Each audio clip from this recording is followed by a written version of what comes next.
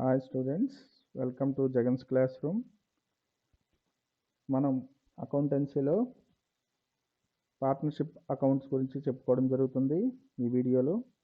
Already partnership accounts మీద మీకు first part video చేయడం జరిగింది. This is second part. ఈ పార్ట్లో మనకి అడ్మిషన్ ఆఫ్ ఏ పార్ట్నర్ గురించి ఎక్స్ప్లెయిన్ చేయడం జరుగుతుంది. అయితే ఇది మీకు గత వీడియోలో చెప్పినట్టే చాలా ఇంపార్టెంట్ చాప్టరు. ఇంటర్మీడియట్ సెకండ్ ఇయర్కి డిగ్రీ వాళ్ళకి, ముఖ్యంగా ఇంటర్మీడియట్ సెకండ్ ఇయర్లో అకౌంటెన్సీలో మనకి 20 marks problem and 2 marks theory question ఇవ్వడం జరుగుతుంది. సో 22 మార్క్స్ సంబంధించిన చాప్టర్ ఇది. సో 20 మార్క్స్ ఫైనల్ అకౌంట్స్ మనం సెకండ్ ఇయర్ ఇంటర్మీడియట్లో చేయడం జరుగుతుంది. అందువలన చాలా శ్రద్ధతో వీడియోస్ని మీరు విని ప్రాబ్లమ్స్ ప్రాక్టీస్ చేయవలసిందిగా కోరుచున్నాను. So first of all admission of a partner. Already admission of partner గురించి ఇంట్రడక్షన్ ఇవ్వడం జరిగింది. అంటే అర్థం ఏంటంటే ఆల్రెడీ రన్నింగ్ పార్ట్నర్షిప్ ఫార్మ్ ఏదైతే ఉందో ఆ రన్నింగ్ పార్ట్నర్షిప్ ఫామ్లోకి ఒక కొత్త పార్ట్నర్ని జాయిన్ చేసుకుంటే ఆ ప్రాసెస్ని అడ్మిషన్ ఆఫ్ ఏ పార్ట్నర్ అంటారు. Old partner welcomes new partner. Admission of partner ఒకసారి మనం ఆ ఓల్డ్ వీడియోలో లాస్ట్ స్లైడ్ని ఒకసారి రీకలెక్ట్ చేసుకున్నట్టయితే, an existing partnership firm may take up expansion diversification of the business. So existing partnership ఏదైతే రన్నింగ్లో ఉన్న పార్ట్నర్షిప్ అన్నది పార్ట్నర్షిప్ సంస్థని విస్తరించడం కోసం కానీ, లేదంటే మరొక కొత్త రకమైన బిజినెస్ని స్టార్ట్ చేయడం కోసం కానీ మనకి ఏం కావాలంటే ఒక మేనేజర్ హెల్ప్ లేదా అడిషనల్ క్యాపిటల్ అవసరం ఉంటుంది. అంటే అడిషనల్ క్యాపిటల్ అంటే మనకు తెలుసు కదా, అదనపు మూలధనం. అలాగే ఒక కొత్త స్కిల్స్ ఉన్న వ్యక్తులు అవసరమై ఉంటుంది. అలాంటప్పుడు when a new partner is admitted in a running business due to the requirement of more capital to take advantage of the experience, technical skills or any other reason, it is called. So it is called admission of a partner. అంటే ఒక కొత్త పార్ట్నర్ని తన యొక్క experience కోసమైనా, లేదంటే అతను తీసుకువచ్చే amount కోసమైనా, లేకపోతే అతను యొక్క మేనేజర్ స్కిల్ కోసమైనాను ఒక వ్యక్తిని జాయిన్ చేసుకుంటే కొత్త వ్యక్తిని, దాన్ని అడ్మిషన్ ఆఫ్ ఏ పార్ట్నర్ అని పిలవడం జరుగుతుంది. సో ఈ అడ్మిషన్కి అందరు పార్ట్నర్స్ కూడా ఏకగ్రీవంగా ఒప్పుకోవాలి, అదర్వైజ్ ఆ అడ్మిషన్ అనేది చెల్లదు. ద ఇండియన్ పార్ట్నర్షిప్ యాక్ట్ 1932 ఈ అడ్మిషన్ ఆఫ్ ఏ పార్ట్నర్ గురించి కూడాను డిఫైన్ చేసింది. సెక్షన్ 31 సబ్సెక్షన్ 1 ప్రకారం ఏ new partner can be admitted only with the consent of all the existing partners. అదిగోండి, అంటే ఒక పార్ట్నర్కి ఇష్టం లేకపోయినా admission of A new partner అనేది చెల్లదు. సో సెక్షన్ 31 సబ్సెక్షన్ 1లోనే మీకు చెప్పడం జరిగింది. ఒక కొత్త పార్ట్నర్ లోపలికి వచ్చేటప్పుడు కన్సెంట్ అంటే అర్థం ఏంటంటే అందరూ ఒప్పుకోవాలి. కన్సెంట్ అంటే ఒప్పుకోవడం ఆఫ్ ఆల్ ద ఎగ్జిస్టింగ్ అంటే అర్థం ఏంటంటే ఆల్రెడీ ఆ సంస్థలో ఉన్న పార్ట్నర్స్, ఆల్రెడీ ఆ సంస్థలో ఉన్న ఓల్డ్ పార్ట్నర్స్. మీకు ఇంకా బాగా అర్థం అవ్వాలంటే ఓల్డ్ పార్ట్నర్స్ ఎవరైతే ఉన్నారో, సంస్థలో రన్ అవుతున్న పార్ట్నర్స్ ఎవరైతే ఉన్నారో ఆ పార్ట్నర్స్ అందరూ కూడా ఆ వచ్చిన కొత్త పార్ట్నర్ని జాయిన్ చేసుకోవడానికి ఇష్టపడాలి. When a partner joins the firm, he or she goes to rights along with others. So ఎవరైతే కొత్త పార్ట్నర్ జాయిన్ అవుతున్నారో వాళ్ళకి, అతడు లేదా ఆమెకి ఈ 2 క్రింది హక్కులు వస్తాయి ఆటోమేటికల్లీ. సో ఆ హక్కులు ఏంటో చూద్దాం. 1, right to share future profit of the firm. ఫ్యూచర్లో వచ్చే ప్రాఫిట్, ఫ్యూచర్లో అంటే ఇప్పుడు ఈ కొత్త పార్ట్నర్ జాయిన్ అయిన దగ్గర నుంచి తర్వాత వచ్చే ప్రాఫిట్స్ అన్నిటికి కూడా ఇతనికి హక్కు ఏర్పడిపోతుంది. Right to share the assets of the firm. అలాగే ఆ సంస్థ యొక్క ఆస్తుల మీద కూడా ఇతనికి హక్కు ఏర్పడిపోతుంది. సో ఈ 2 హక్కులు గుర్తుపెట్టుకోండి.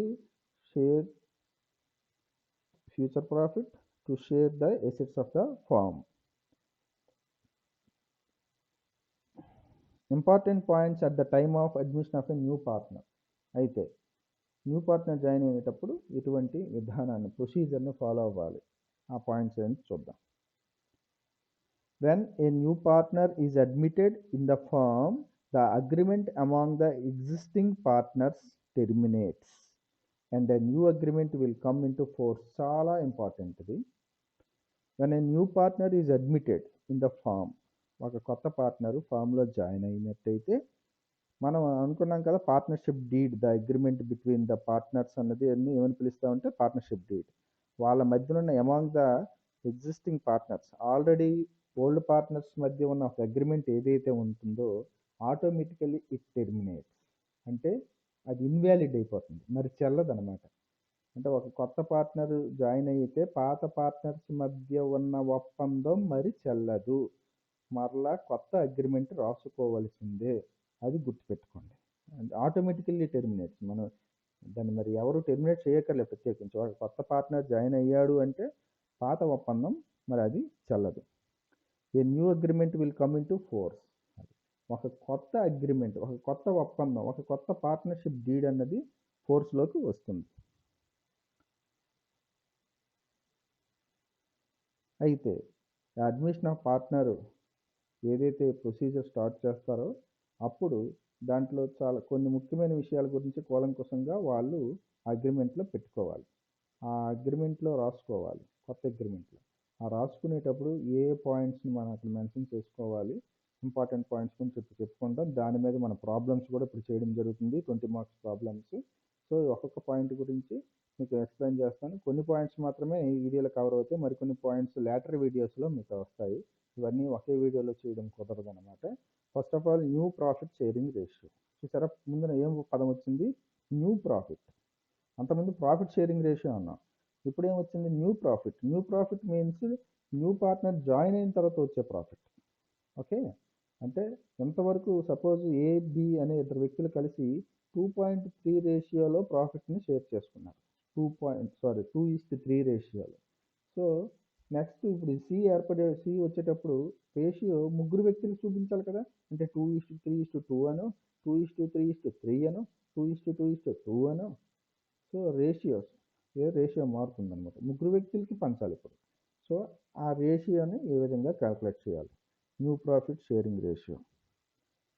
Revaluation of assets and liabilities, most important topic when we are doing final accounts of partnership firm.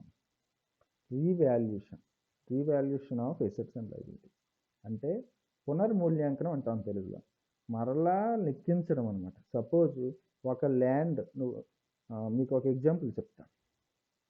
ఒక పార్ట్నర్షిప్ ఫామ్ని 2018లో ఏర్పాటు చేశారు. అప్పుడు వాళ్ళ యొక్క ల్యాండ్ యొక్క వాల్యూ, ఆ సంస్థ యొక్క ల్యాండ్ యొక్క వాల్యూ ఒక 10 lakhs ఉంది. 2018లో ఏర్పాటు చేసేటప్పుడు 10 lakhs ఉంది. 2021లో న్యూ పార్ట్నర్ వచ్చాడు, అప్పుడు ఆ ల్యాండ్ 10 lakhs ఉంటుందా? డెఫినెట్గా పెరుగుతుంది. అంటే ఒక 15 lakhs ఉండొచ్చు, 20 lakhs ఉండొచ్చు. సో ఆ పాత అమౌంట్ 10 lakhsని ఇప్పుడు బ్యాలెన్స్ షీట్లో చూపించరు కదా. సో కొత్త పార్ట్నర్ వచ్చేటప్పుడు దాన్ని ఎందువల్లంటే ఒకవేళ పాత వాల్యూ చూపించారనుకోండి, ఎసెట్ పెరిగేటప్పుడు పాత వాల్యూ చూపిస్తే కొత్త పార్ట్నర్కి అది లాభం అవుతుంది, కన్ఫ్యూజ్ అవ్వద్దు. సపోజ్ 10 lakhsతో అప్పుడు ల్యాండ్ ఏర్పాటు చేశారు, అది ఇప్పుడు 20 lakhs అయింది. కొత్త పార్ట్నర్ వచ్చేటప్పుడు దాన్ని 10 lakhsకే చూపించారనుకోండి, కొత్త పార్ట్నర్కి లాభం అది, ఎందుకంటే తక్కువ క్యాపిటల్ తీసుకుని వస్తారు. అదే 20 lakhs చూపించారనుకోండి, ఎక్కువ క్యాపిటల్ తీసుకురావాలి. అందువలన ఎసెట్స్ని రీవాల్యూ చేయాలి, అలాగే లయబిలిటీస్ని రీవాల్యూ చేయాలి. అయితే ఎందుకు రీవాల్యూ చేయాలి అన్నది మీకు డీటెయిల్గా ఈ వీడియోలో వస్తుంది, మీకు విత్ ఎగ్జాంపుల్స్ చెప్తాను, డోంట్ గెట్ కన్ఫ్యూజ్డ్. సో ప్రస్తుతానికి ఎసెట్స్ని లయబిలిటీస్ని రీవాల్యూ చేయాలి అంటే తిరిగి లెక్కించాలి. మరొక ఎగ్జాంపుల్ ఇస్తాను మీకు ఎగ్జామ్లో మీరు ఎగ్జామ్ బాగా రాసేటప్పుడు మీరు you expect 90 marks but you got 60 marks. అప్పుడు ఏం చేస్తారు, మరలా రీవాల్యుయేషన్కి అప్లై చేయాలి అనుకుంటారు. రీవాల్యుయేషన్ అంటే అర్థం ఏంటంటే దాన్ని మరలా క్యాల్కులేట్ చేస్తారు మార్క్స్ని, అప్పుడు పెరిగాయి అనుకోండి మీకు పెరిగిన మార్కులు ఇస్తారు. ఇక్కడ కూడా అంతే అనమాట. ఇక్కడ ఏంటంటే ఎసెట్స్ని రీవాల్యూ చేస్తారు, ఎందుకంటే ఎసెట్ యొక్క వాల్యూ పెరగొచ్చు తగ్గొచ్చు, అప్పు యొక్క వాల్యూ పెరగొచ్చు తగ్గొచ్చు కొన్ని సంవత్సరాల తర్వాత. అది ఎప్పుడు యాక్చువల్ రీవాల్యూ చేస్తారంటే న్యూ పార్ట్నర్ వచ్చేటప్పుడు రీవాల్యూ చేస్తారనమాట. Next distribution of accumulated profits are losses and reserves. కొత్త పార్ట్నర్ వచ్చేటప్పుడు పాత పార్ట్నర్స్ సంపాదించిన పాత ప్రాఫిట్స్ కానీ, పాత లాసెస్ కానీ అండ్ రిజర్వ్స్ కానీ ఉన్నట్టయితే వాటిని పాత పార్ట్నర్స్, ఓల్డ్ పార్ట్నర్స్ క్లియర్ చేసేసుకోవాలి, ముందనే క్లియర్ చేసుకోవాలి. ఎందువల్లంటే కొత్త పార్ట్నర్కి పాత అంటే ఓల్డ్ ప్రాఫిట్స్తో కానీ, ఓల్డ్ లాసెస్తో కానీ, రిజర్వ్స్తో కానీ సంబంధం లేదు, గుర్తుపెట్టుకోండి. ఎందుకంటే ఓల్డ్ ప్రాఫిట్స్ అయినా లాస్ అయినా అవన్నీ కూడా ఓల్డ్ పార్ట్నర్స్ వాళ్ళు వచ్చినవి. రిజర్వ్ కూడా ఓల్డ్ పార్ట్నర్స్ సంపాదించి పెట్టుకుని. రిజర్వ్ అంటే మీకు తెలుసు కదా, ఫస్ట్ ఇయర్లో వచ్చింది. మరొకసారి ఇక్కడ ఎక్స్ప్లెయిన్ చేస్తాను. రిజర్వ్ అంటే అర్థం జనరల్ రిజర్వ్ అనుకోండి. జనరల్ రిజర్వ్ అంటే అర్థం ఏంటంటే ప్రతి సంవత్సరం వచ్చిన లాభాలలో ఫ్యూచర్ నీడ్ కోసం, అంటే భవిష్యత్తులో అవసరాల కోసం లాభాల్లోని కొంత భాగాన్ని దాచుకుంటారు. సపోజ్ మీ ఫాదరు ఫ్యూచర్లో డాటర్ మ్యారేజ్ కోసమనో, లేకపోతే ఇల్లు కట్టడం కోసమనో, లేకపోతే గోల్డ్ కొనడం కోసమనో తనకు వచ్చిన శాలరీలోని కొంత అమౌంట్ని పక్కన పెడుతుంటారు ప్రతి నెల. అది కొన్ని సంవత్సరాలకి ఎక్కువ అమౌంట్ అయితే దాంతో అతను అనుకున్న పనిని చేయగలడు. సో ఆ విధంగా దాన్ని నిధి, రిజర్వ్ అంటారు. ఆ విధంగా ప్రతి సంస్థ కూడా ఫ్యూచర్ నీడ్స్ కోసం ఏం చేస్తుందంటే తనకు వచ్చిన ప్రాఫిట్స్లో కొంత మొత్తాన్ని రిజర్వ్ కింద దాయడం జరుగుతుంది. ఇవన్నీ కూడా ఎవరు చేశారు? ఓల్డ్ పార్ట్నర్స్ చేశారు. రేపు కొత్త పార్ట్నర్ జాయిన్ అయిన తర్వాత అతనికి వీటితో సంబంధం లేదు కదా. అందువలన ఈ ఓల్డ్ రిజర్వ్స్ ఏమున్నా, ప్రాఫిట్స్ ఏమున్నా వీటినన్నింటినీ కూడా వీళ్ళు ఓల్డ్ పార్ట్నర్స్ ముందే పనిచేసుకోవాలి. లేకపోతే కొత్త పార్ట్నర్కి బెనిఫిట్ ఇది ప్రాఫిట్స్ అయితే. అలాగే లాస్ ఏమైనా ఉన్నా కూడా వీళ్ళు చూసుకోవాలి. లేదంటే కొత్త పార్ట్నర్ ఆ లాస్ని భరించవలసిన అవసరము లేదు. సో ఇది ఇక్కడ విషయం. దీనికి సంబంధించి తర్వాత వీడియోలో మనకి ప్రాబ్లమ్స్ వస్తాయి. అప్పుడు మరింత డీప్గా మీకు ఎక్స్ప్లెయిన్ చేయడం జరుగుతుంది.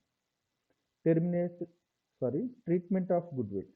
ట్రీట్మెంట్ ఆఫ్ గుడ్విల్ అంటే గుడ్విల్ని ఏ విధంగా క్యాల్కులేట్ చేయాలి, అసలు గుడ్విల్ అంటే ఏంటి, ఇవన్నీ కూడా మీకు లేటర్ వీడియోస్లో వస్తాయి, ఎక్స్ప్లెయిన్ చేస్తాను.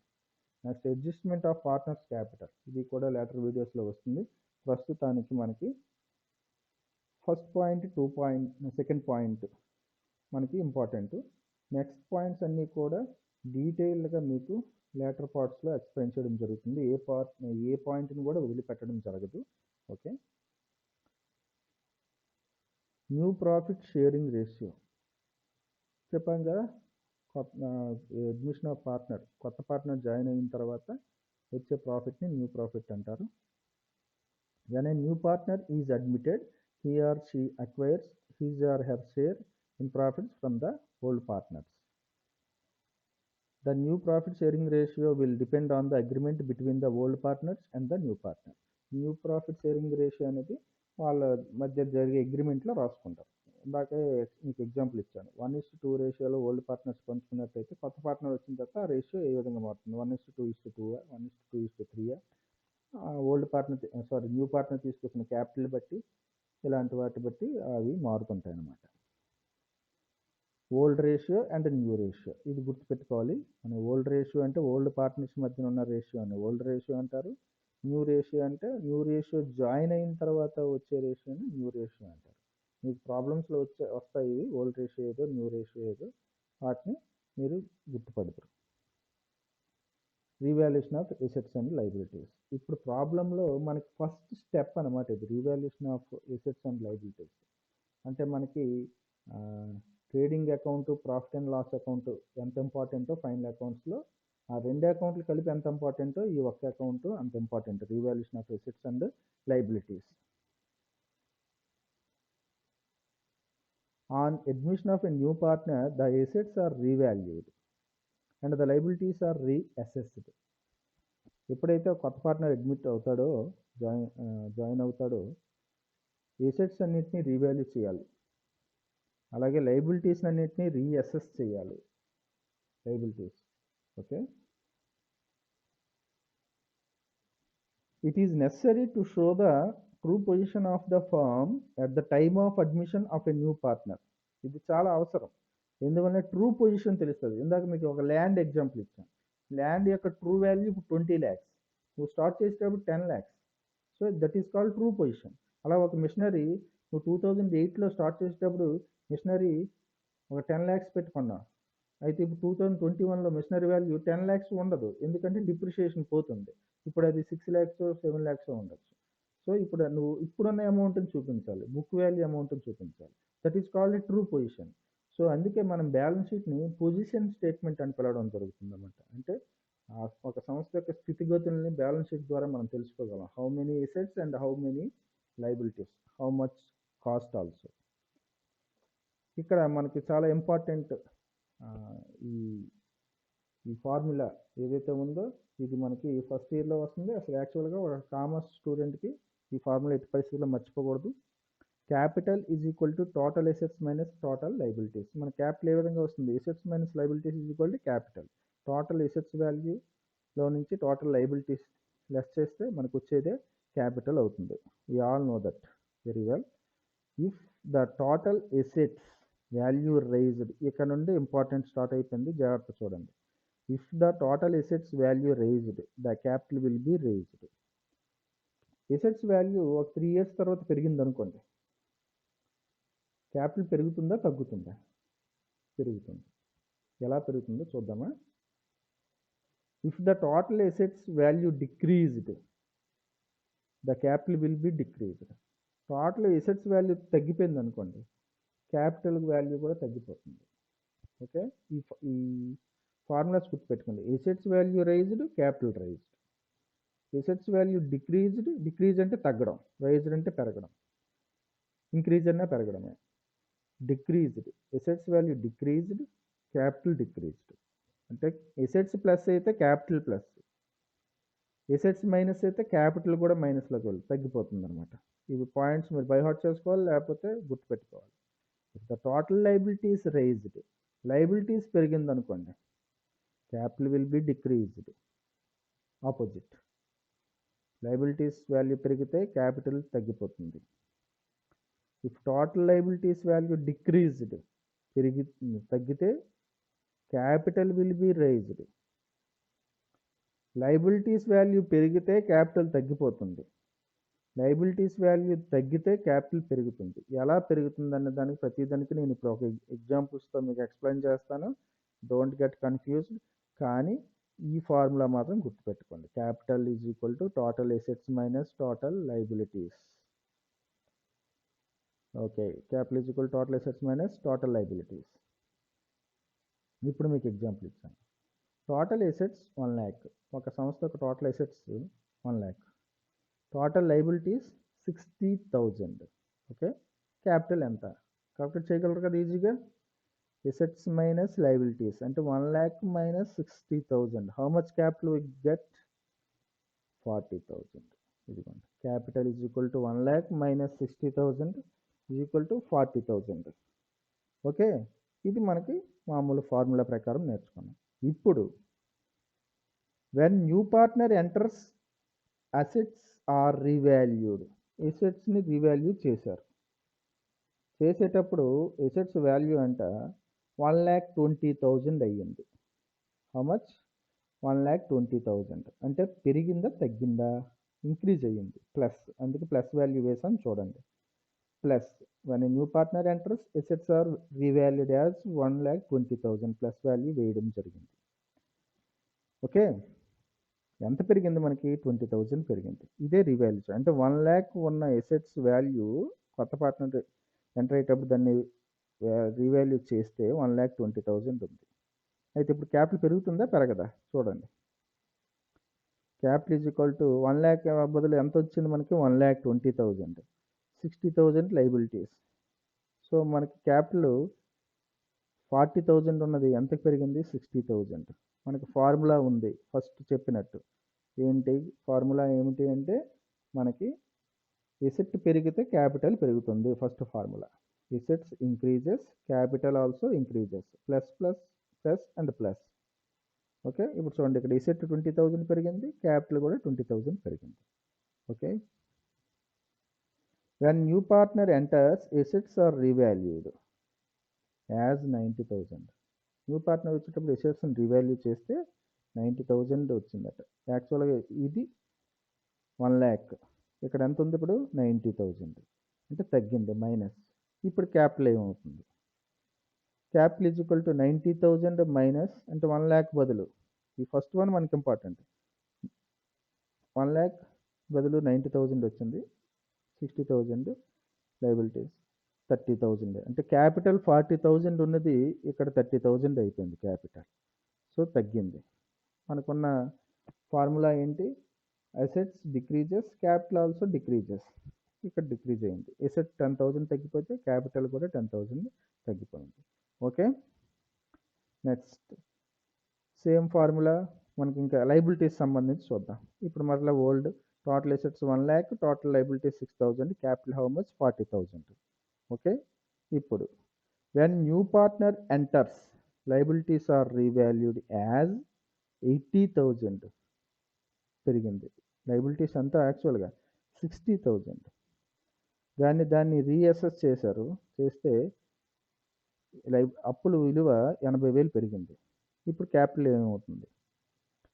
అసెట్స్ 1 lakh, అప్పులు మాత్రం లయబిలిటీస్ మాత్రం 60,000 బదులు ఇన్స్టెడ్ ఆఫ్ 60,000 హౌ మచ్ 80,000. ఇదిగోండి 1 lakh మైనస్ 80,000. 40,000 ఉన్న క్యాపిటల్ ఎంత అయింది? 20,000 అయింది మైనస్ వాల్యూ. అంటే లయబిలిటీస్ పెరిగితే క్యాపిటల్ తగ్గుతుంది, ఆపోజిట్. ఓకే, అసెట్స్ పెరిగితే క్యాపిటల్ పెరుగుతుంది. ఇక్కడ లయబిలిటీస్ పెరిగితే క్యాపిటల్ తగ్గుతుంది. ఓకే, కానీ new partner enters liabilities are revalued 40,000. లయబిలిటీస్ 60,000 ఉండేవి ఎంత అయింది? 40,000 అయింది, మైనస్ తగ్గింది. ఇప్పుడు క్యాపిటల్ ఏమవుతుంది? క్యాపిటల్ 1 lakh, 60,000 ఉండవలసిన క్యాపిటల్ 40,000 తగ్గింది, క్యాపిటల్ పెరిగింది 60,000. అసెట్స్ 1 lakh, లయబిలిటీస్ 60,000 బదులు 40,000 ఉంది. 40,000 60,000 వచ్చింది. అంటే ఇక్కడ ఏంటి? లయబిలిటీస్ తగ్గితే క్యాపిటల్ పెరుగుతుంది. So 4 formulas repeat. Assets increases, capital increases. Assets decreases, capital decreases. Liabilities increases, capital decreases. Liabilities decreases, capital increases. Okay, ఇది గుర్తుపెట్టుకోండి. మనం చేయబోయే లెక్కకి ఇవి చాలా అవసరం. Revaluation of assets and liabilities.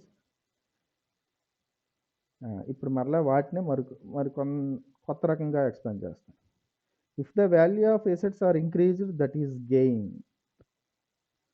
ఒకవేళ అసెట్ యొక్క వాల్యూ పెరిగిందనుకోండి, దాన్ని మనం ఏ విధంగా ఫీల్ అవుతాం? గెయిన్.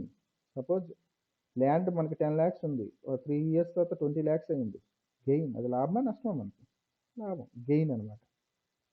10 లక్షల లాభం వచ్చింది. ఓకే, అసెట్ పెరిగితే అది మనం గెయిన్గా ఫీల్ అవుతాం. If the value of assets are decreased that is loss. అందుకే కదా డిప్రిషియేషన్ అనేది లాస్ అని చెప్తాం. మనం మెషినరీ 10 లక్షలు కొన్నాం, 6 లక్షలు అయిపోయింది 2 సంవత్సరాల తర్వాత. 4 లక్షలు ఏమైంది? అది లాస్. అందుకే డిప్రిషియేషన్ మనం లాస్ కింద చూపిస్తాం. ప్రాఫిట్ అండ్ లాస్ అకౌంట్లో డెబిట్ సైడ్ చూపించడం జరుగుతుంది. సో ఆ విధంగా అసెట్ యొక్క వాల్యూ తగ్గిపోతే అది లాస్. ఇప్పుడు third point, if the value of liabilities are increased that is loss. అలాగే అప్పు ఉంది మనకి, ఆ అప్పు అనేది కొన్ని సంవత్సరాల తర్వాత పెరిగితే దాన్ని ఏ విధంగా ఫీల్ అవుతాం? ఎవరైనా అప్పు పెరిగితే దాన్ని ఏ విధంగా ఫీల్ అవుతాం? లాస్ కింద ఫీల్ అవుతాం. పెరిగిన వాల్యూని లాస్ కింద ఫీల్ అవుతాం. సో లయబిలిటీస్ పెరిగితే దట్ ఈజ్ లాస్, ఎసెట్ పెరిగితే గెయిన్, అంటే ఆపోజిట్. అలాగే లయబిలిటీస్, మనకు అప్పు ఉంది, కొంతకాలం తర్వాత అప్పులో కొంత అమౌంట్ తగ్గింది, దాన్ని ఏ విధంగా ఫీల్ అవుతాం? గెయిన్ కింద ఫీల్ అవుతాం. So liabilities or decrease that is gain. If the value of liabilities or decrease that is gain. అది ఎసెట్స్ పెరిగితే గెయిన్, ఎసెట్స్ తగ్గితే లాస్. లయబిలిటీస్ పెరిగితే లాస్, లయబిలిటీస్ తగ్గితే గెయిన్. మనం ఫ్రీగా ఆలోచించండి. ఆస్తి పెరిగితే లాభం, ఆస్తి తగ్గితే నష్టం. అప్పు పెరిగితే నష్టం, అప్పు తగ్గితే లాభం. Okay, revaluation account. దీనినే పునర్మూల్యాంకన ఖాతా అని పిలుస్తారు. ఇంగ్లీష్లోనే గుర్తుపెట్టుకోండి, revaluation account. For the purpose for this purpose A revaluation account is prepared. ఈ ఎసెట్స్ రీవాల్యూ చేయడానికి, లయబిలిటీస్ రీఅసెస్ చేయడానికి వీలుగా ఈ రీవాల్యుయేషన్ అకౌంట్ని ప్రిపేర్ చేస్తారు. ఎప్పుడైతే న్యూ పార్ట్నర్ ఎంటర్ అవుతాడో ఫస్ట్ చేసే పని ఏమిటి అంటే రీవాల్యుయేషన్ అకౌంట్ని ప్రిపేర్ చేయడం మొదట చేసే పని. Revaluation account it is a nominal account. గుర్తుపెట్టుకోండి, it is a nominal account like trading account, profit and loss account. Nominal account rule తెలుసు కదా మనకి, debit all expenses and losses, credit all incomes and gains. Okay, the account is created with all increases in the value of assets and decrease in the value of liabilities. అకౌంట్లో credit వైపు ఆస్తి విలువ ఏవే పెరిగాయో ఆ ఆస్తులన్నీ విలువలన్నీ credit వైపు చూపించాలి, అప్పులు తగ్గితే క్రెడిట్ వైపు చూపించాలి. క్రెడిట్ రూల్ ఏంటి? Credit all incomes and gains. మనం ఆల్రెడీ చెప్పుకున్నాం గెయిన్ అంటే ఏంటి అనేసి. సో గెయిన్స్ అన్నీ కూడా రీవాల్యుయేషన్ అకౌంట్లో క్రెడిట్ సైడ్ చూపించాలి. The account is debited with decrease in the value of assets and increase in the value of liabilities. అలాగే ఎసెట్స్లో డిక్రీజ్ అయినా, లైబిలిటీస్లో ఇంక్రీజ్ అయినా అంటే లాస్ అన్నీ కూడా డెబిట్ సైడ్ చూపించాలి. నామినల్ అకౌంట్ రూల్ తెలుసు కదా, debit all incomes and losses. ఇక్కడ ఇన్కమ్ ఏమి లేదు, లాస్. ఓకే, సో ఇప్పుడు దీన్ని అకౌంట్ రూపంలో మీకు ఎక్స్ప్లెయిన్ చేస్తాను. Journal entries for revaluation account. Journal entries, revaluation account journal entries మీకు ఇప్పుడు ఎక్స్ప్లెయిన్ చేస్తాను. సో జర్నల్ ఎంట్రీస్ నేర్చుకోవడం వల్ల అకౌంట్లో ఏ విధంగా వస్తున్నాయన్నది మనకి అర్థమవుతుంది. For increase the value of asset value పెరిగేటప్పుడు asset account debtor, asset value పెరుగుతుంది కాబట్టి ఎసెట్ ఎప్పుడు కూడా డెబిట్ బ్యాలెన్స్. ఓకే, ఎసెట్ ఎప్పుడు డెబిట్ బ్యాలెన్స్ కాబట్టి ఎసెట్ని డెబిట్ చేస్తున్నాం. ఏ account? Revaluation account. For decrease the value of assets, ఒకవేళ ఎసెట్ వాల్యూ తగ్గితే revaluation account debtor to asset account. Okay, so asset పెరిగితే asset account debtor to revaluation account, asset తగ్గితే revaluation account debtor to assets. Asset పెరగడం తగ్గడం అంటే asset యొక్క value. For increase the value of liability value పెరిగింది అనుకోండి, liability ఎప్పుడు credit balance అవుతుంది. సో క్రెడిట్లో లైబిలిటీ రాయాలి. Revaluation account debtor to liabilities account. చూసారా, లైబిలిటీ అనేది క్రెడిట్ వాల్యూ చూపిస్తుంది కాబట్టి ఎప్పుడూ క్రెడిట్ బ్యాలెన్స్ కాబట్టి సో టూ లైబిలిటీస్ అని వేయాలి. అయితే ఇప్పుడు లైబిలిటీ తగ్గింది అనుకోండి, opposite. For decrease the value of liabilities account debtor to revaluation account. చాలా ఈజీ, కాకపోతే takes some time to practice. So asset increase అయితే ఈ ఎంట్రీ వస్తుంది, దాని ఆపోజిట్ ఎంట్రీ డిక్రీజ్ అయితే, అలాగే లైబిలిటీ ఇంక్రీజ్ అయితే ఈ ఎంట్రీ వస్తుంది, దానికి ఆపోజిట్ ఈ ఎంట్రీ వస్తుంది. సో ఒక్కసారి వీడియోని పాజ్లో పెట్టి ఒకసారి ఆ ఎంట్రీస్ని కూడా చూసుకోండి. ఇంకా some other entries, journal entries of revaluation account for unrecorded assets and liabilities. ఇందాక ఎసెట్ లేదా లైబిలిటీస్ రీవాల్యూ అయినవి. ఒక్కోసారి ఏమవుతుందంటే కొత్త పార్ట్నర్ జాయిన్ అయ్యేటప్పుడు మనం కొన్ని ఎసెట్స్ని నమోదు చేయడం మర్చిపోతాం, అన్రికార్డెడ్ కొన్ని ఎసెట్స్ని, కొన్ని లైబిలిటీస్ని నమోదు చేయడం మర్చిపోతాం గతంలో. వాటిని ఇప్పుడు నమోదు చేయాలి. నమోదు మీన్స్ రికార్డ్ చేయాలి. అన్రికార్డెడ్ నమోదు చేయకపోవడం అంటే అన్రికార్డెడ్. సో ఆ విధంగా పాతవి ఏవైనా రికార్డు చేయని లైబిలిటీస్ కానీ, రికార్డు చేయని ఎసెట్స్ కానీ ఏవైనా ఇప్పుడు తీసి వాటిని రికార్డు చేస్తే those are called unrecorded liabilities or unrecorded assets అని పిలవడం జరుగుతుంది. సో అలాంటివి ఏమైనా కొత్తగా బయటపడితే వాటికి ఏంటి general entries. For unrecorded assets ఎప్పుడైనా మనకి సపోజ్ మన ఇంటి గ్రౌండ్లోని ఏదో పనిచేస్తున్న తవ్వకాల్లో మనకి గోల్డ్ కాయిన్స్ దొరికాయి అనుకోండి, మనం హ్యాపీ ఫీల్ అవుతాం కదా, దోస్ ఆర్ కాల్డ్ అన్రికార్డెడ్ అన్నమాట. సో ఆ విధంగా ఎప్పుడైతే ఎసెట్ పెరిగినట్టు ఫీల్ అవుతాం, సో ఎసెట్ ఎప్పుడు పెరిగినా కూడా ఎసెట్ అకౌంట్ని డెబిట్ చేయాలి, రీవాల్యుయేషన్ అకౌంట్ క్రెడిట్ చేయాలి. Asset account debtor to revaluation account. Simple. ఇప్పుడు అలాగే ఫర్ అన్రికార్డెడ్ లైబిలిటీస్.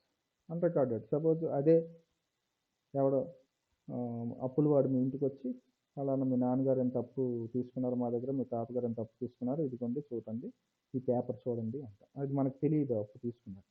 మనం అప్పుడు హ్యాపీ ఫీల్ అవుతాం, సాడ్ ఫీల్ అవుతాం. సాడ్ ఫీల్ అవుతాం అంటే లాస్లా ఫీల్ అవుతాం. అయ్యో ఇప్పుడు నేను అప్పు తీర్చాలి as a son or as a grandson కానీ. So this is called as unrecorded liability. అలాగే సంస్థలో కూడా కొన్నింటిని రికార్డ్ చేయకుండా కొన్ని అంటే మర్చిపోతారు వాటిని రికార్డ్ చేయడం. అయితే ఈ కొత్త పార్ట్నర్ వచ్చిన తర్వాత అన్ని చూసేటప్పుడు ఇలాంటివి బయటపడతాయి. అయ్యో ఈ అప్పు తీసుకున్నాము, ఈ అప్పుని మనం అప్పుడు రికార్డ్ చేయలేదు, సో ఇప్పుడు రికార్డ్ చేయాలి అని. సో ఆ విధంగా గతంలో రికార్డ్ చేయనివి అన్రికార్డెడ్ లైబిలిటీస్ ఏమైనా ఉంటే ఇప్పుడు రికార్డ్ చేస్తారన్నమాట. సో అలాంటి వాటికి ఎంట్రీ. సో కొత్తగా ఒక అప్పు బయటపడిందంటే అది లాస్లా ఫీల్ అవుతాం కదా, అది. సో అప్పు ఎప్పుడు కూడా మనకి క్రెడిట్ బ్యాలెన్స్ అవుతుంది. సో ఎంట్రీ ఏమొస్తుందంటే revaluation account debtor to liability account. Okay, రెండే ఎంట్రీలు, అన్రికార్డెడ్ అసెట్స్కి ఒక ఎంట్రీ, అన్రికార్డెడ్ లైబిలిటీకి ఒక entry. Okay, next journal entries of revaluation account for transferring of gain or loss to old partners capital account. Revaluation account ఇప్పుడు మన revaluation account finish చేసిన తర్వాత మనకి ప్రాఫిట్ కానీ లాస్ కానీ వస్తుంది.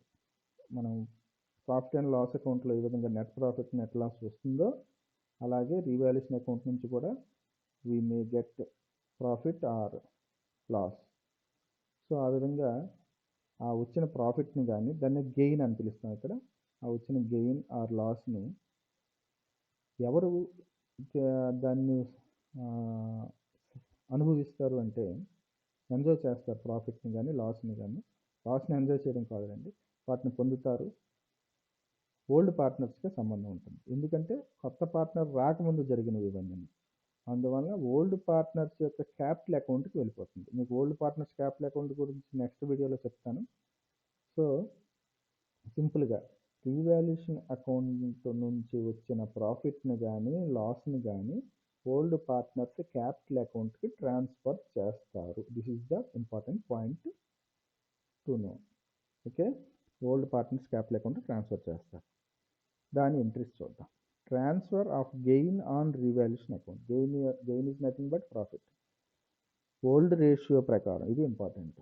మనకు రెండు రేషియోలు చెప్తాను, old ratio and new ratio. Old ratio ప్రకారం ఆ వచ్చిన గెయిన్ని ఓల్డ్ పార్ట్నర్స్ క్యాపిటల్ అకౌంట్కి ట్రాన్స్ఫర్ చేస్తారు. Revaluation account debtor to old partners capital account. అలాగే లాస్ వస్తే transfer of loss on revaluation account, old partners capital account debtor to revaluation account. దీన్ని reverse చేయడమే entry. అయితే మీరు చేయవలసింది ఏంటంటే జర్నల్ ఎంట్రీస్ ఎప్పుడు నేర్చుకున్నా కూడా వీడియో పాజ్లో పెట్టి ఒకసారి ఆ జర్నల్ ఎంట్రీస్ని చూసుకోండి. చూసుకున్న తర్వాత నెక్స్ట్ విషయం ఏంటంటే జర్నల్ ఎంట్రీస్ నేర్చుకోవడం అనేది మంచి technical knowledge of accountancy. Journal entries నేర్చుకోకుండా కూడా ఈ లెక్కలు చేసి వచ్చింది. కాకపోతే జర్నల్ ఎంట్రీస్ నేర్చుకుంటే మనలో పెర్ఫెక్షన్ వస్తుంది. ఒక స్టూడెంట్, అకౌంటెన్సీ స్టూడెంట్కి పెర్ఫెక్షన్ వస్తుంది ప్రాబ్లం చేసేటప్పుడు. తప్పు చేయడానికి అవకాశం మినిమైజ్ అయిపోతుంది, చాలా తక్కువ అవుతుంది అనమాట. ఓకే, అది జర్నల్ ఎంట్రీస్ నేర్చుకోవడం వల్ల స్టూడెంట్కి ఉండే లాభం. ఇప్పుడు రీవాల్యుయేషన్ అకౌంట్ ప్రోఫార్మా మోడల్ ఏ విధంగా ఉంటుంది ఒకసారి చేస్తే ఈ వీడియోని దీంతో ఫినిష్ చేద్దాం. Proforma of revaluation account is given as under. Revaluation account రూపంలో ఉంటుంది. ఒకే ఒక అమౌంట్ కాలం ఉంటుంది. డెబిట్ సైడ్ ఒక అమౌంట్ కాలం, క్రెడిట్ సైడ్ ఒక అమౌంట్ కాలం. డెబిట్ అండ్ క్రెడిట్ వేస్తాం. అకౌంట్ పేరు ఏంటంటే revaluation account. Okay, particulars account ఏ విధంగా నమూనా ఉంటుందో సేమ్. ఇప్పుడు ఒకసారి డెబిట్ వైపు ఏమొస్తాయి, క్రెడిట్ వైపు ఏమొస్తాయి చూసుకుంటే ఇది మనకి ఎగ్జామ్లో, పబ్లిక్ ఎగ్జామ్లో 20 మార్క్స్ ప్రాబ్లం దీనితో స్టార్ట్ అవుతుంది, గుర్తుపెట్టుకోండి. 20 మార్క్స్ ప్రాబ్లం దీంతో స్టార్ట్ అవుతుంది. సో చాలా జాగ్రత్తగా చూసుకొని దీనికి 7 మార్క్స్ మీకు అలాట్ చేయబడతాయి ఎగ్జామ్. 7 మార్క్స్ 20 మార్క్స్లో ఇది వేస్తే 7 మార్క్స్ మీకు అలాట్ చేస్తారు. సో అంత ఇంపార్టెంట్. 2 assets account. ఎసెట్ పేరు రాయాలి ఇక్కడ. ఏ ఎసెట్ అయితే ఆ ఎసెట్. బిల్డింగ్స్, మిషనరీ, డేటార్స్ అలా రకరకాల ఎసెట్స్ వేస్తారు. If decrease in value, already చెప్పాను మీకు, ఆస్తి విలువ తగ్గితే డెబిట్లో చూపించాలి. Because it is a loss. Okay, it is a nominal account. Revaluation is a nominal account.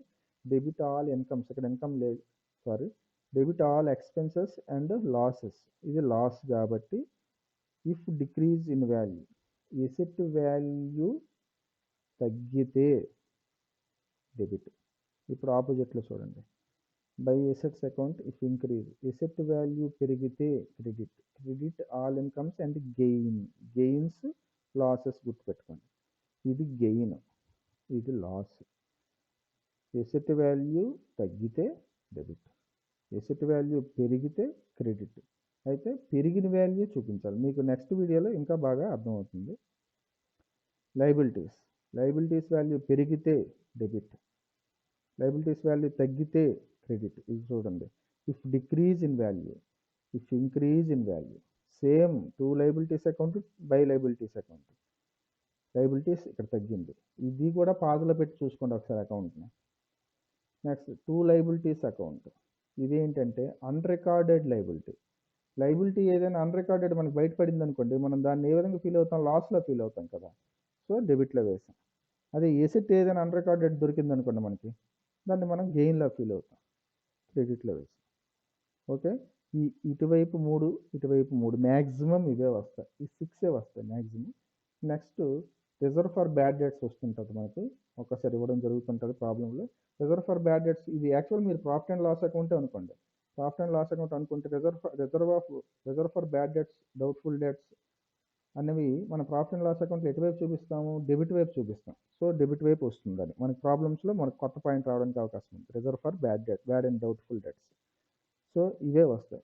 ఇప్పుడు ఇటువైపు అమౌంట్ ఎక్కువ వస్తే అది ఇటువైపు ట్రాన్స్ఫర్ చేస్తాం. మనం ఏమని రాసేవాళ్ళం? ప్రాఫిట్ అండ్ లాస్ అకౌంట్లో ప్రాఫిట్ అని రాసేవాళ్ళం. అది ఇక్కడ 2 ఓల్డ్ పార్ట్నర్స్ క్యాపిటల్ అకౌంట్ అని రాసి ఇఫ్ డిస్ట్రిబ్యూషన్ ఆఫ్ ప్రాఫిట్ ఇది చేయాలి. మీకు లెక్క చేసేటప్పుడు ఇది అర్థమవుతుంది. ఒకవేళ ఇటువైపు ఎక్కువ వచ్చి ఇటువైపు ట్రాన్స్ఫర్ చేసాం అనుకోండి, టోటల్ ఇటువైపు లాస్ వస్తుంది మనకి. ప్రాఫిట్ అండ్ లాస్ అకౌంట్లో లాస్ వస్తుంది, net loss. By old partners capital account if distribution of loss. So అదే అంటే క్రెడిట్ ఎక్కువ వచ్చి డెబిట్ తక్కువ వస్తే అది ప్రాఫిట్, డెబిట్ ఎక్కువ వచ్చి క్రెడిట్ తక్కువ వస్తే అది లాస్. ఓకేనా? సో ఈ వీడియో చాలా ఇంపార్టెంట్ మీ ప్రాబ్లం నేర్చుకోవడానికి. సో ఈ వీడియోని మరలా చూడండి. నెక్స్ట్ వీడియోలో ఇంకా బాగా మీకు ప్రాబ్లమ్ స్టార్ట్ చేయడం జరుగుతుంది. So get ready to watch part 3 also. Please like my video and share my video to other commerce students. ఇంకెవరైనా సబ్స్క్రైబ్ చేసుకోకపోతే please subscribe my YouTube channel Jaganmohan JMR. Thank you.